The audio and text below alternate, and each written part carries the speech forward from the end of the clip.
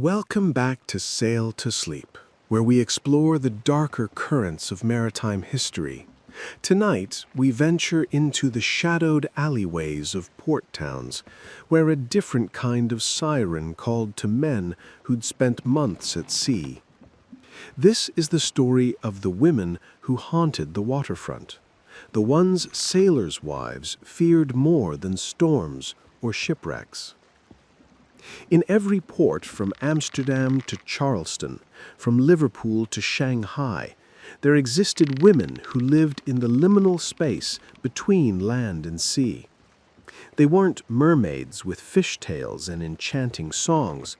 They were flesh and blood, waiting in the salt-soaked darkness of harbor districts with names that whispered of sin.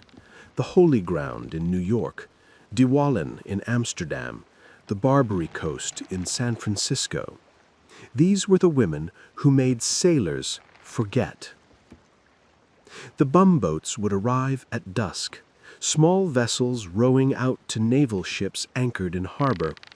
Inside sat dozens of women, sometimes hundreds, ferried by men who collected 3 shillings for each woman accepted aboard. These transactions became grotesque spectacles, with 400 women or more boarding a single vessel in ports around the world. Below decks, in spaces where men slept with only 14 to 16 inches between hammocks, these women conducted their business in conditions that defied imagination. The irony cuts deep through maritime history. Women were considered catastrophic bad luck aboard ships, blamed for distracting crews and angering vengeful sea gods. Sailors believed a woman's presence would summon storms, that she would seduce men into jealousy and violence, that the very ocean itself would rise in fury at her audacity to sail. Yet when ships docked, these same superstitious men welcomed women by the hundreds into their wooden worlds. In 1479, Sir John Arundel sailed for Brittany with 60 women aboard, some prostitutes, others victims of kidnapping. When a storm descended, the crew decided the tempest was divine punishment for carrying women. They threw all 60 overboard, watching them disappear into the churning sea. Most of the crew drowned anyway, their superstition proving as hollow as their morality. This wasn't myth or legend. This happened. Women died because men believed the ocean was a jealous mistress who tolerated no rivals. But the women of the ports understood something the sailors' wives back home could never grasp. These seafaring men, pressed into service by force, trapped on vessels for months or years, became something other than human during their voyages.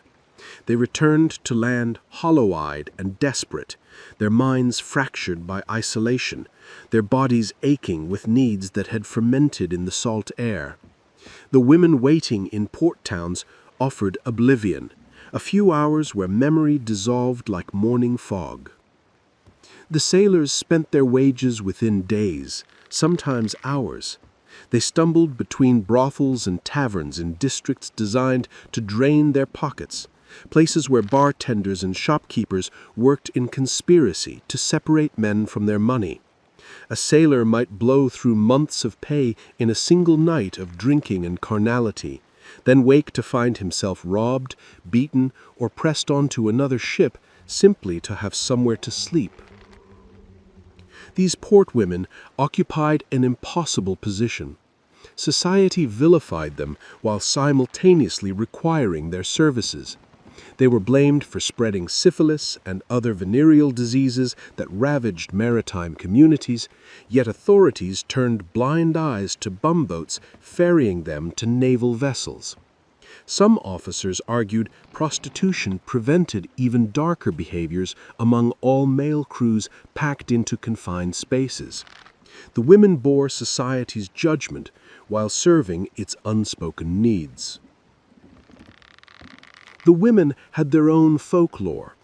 In Greek mythology, mermaids symbolized Aphrodite, goddess of desire and beauty.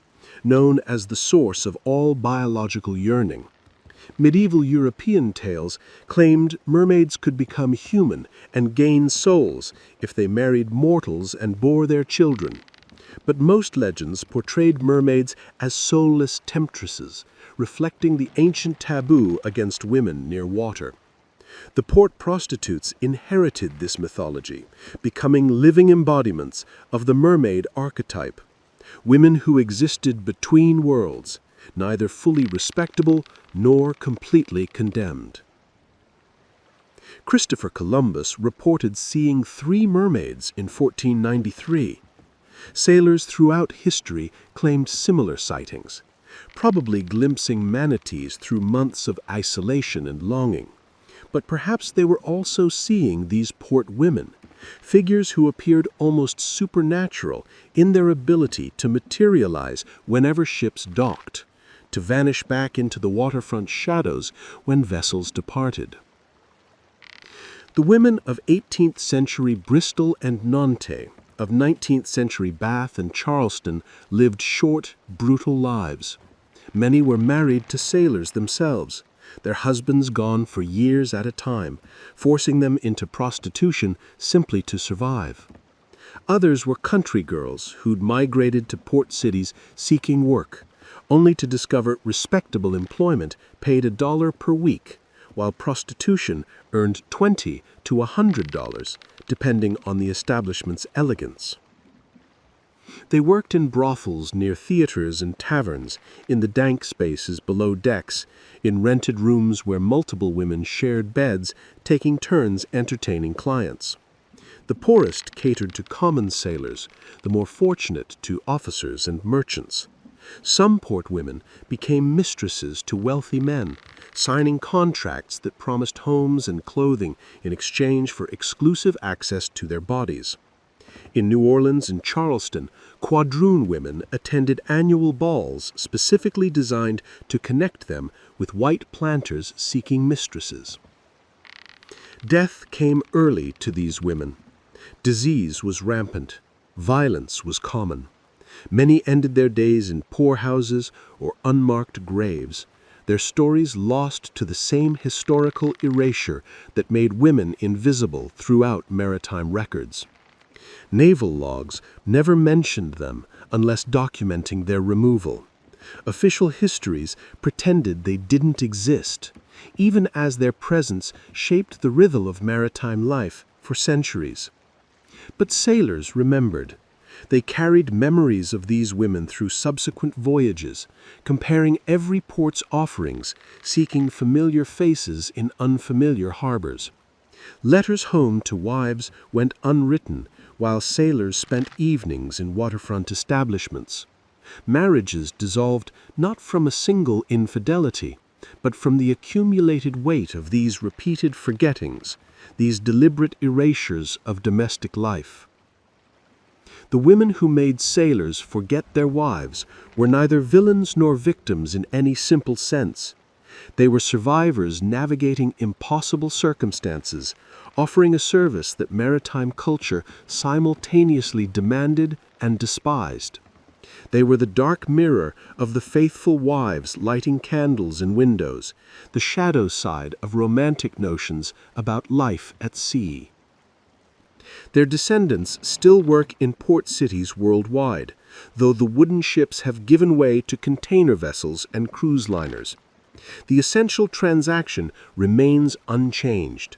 Isolation creates hunger. Hunger creates markets. And in the spaces between departure and return, between the life a man lives at sea and the life he claims on land, there will always be women who help him forget. This is the story maritime histories prefer to omit, the one that makes us uncomfortable with our romantic notions of sailors and the sea. But it's as much a part of maritime heritage as any epic voyage or naval battle. The women who made sailors forget their wives were woven into the very fabric of seafaring life, as essential and as invisible as the tides themselves. If you enjoyed this journey into maritime history's darker waters, consider subscribing to Sail to Sleep. Like this video, share it with anyone fascinated by the untold stories of the sea, and let me know in the comments what other shadowed corners of maritime history you'd like us to explore. Until next time, sleep well, and remember that history's most interesting stories often hide in the places we're taught not to look.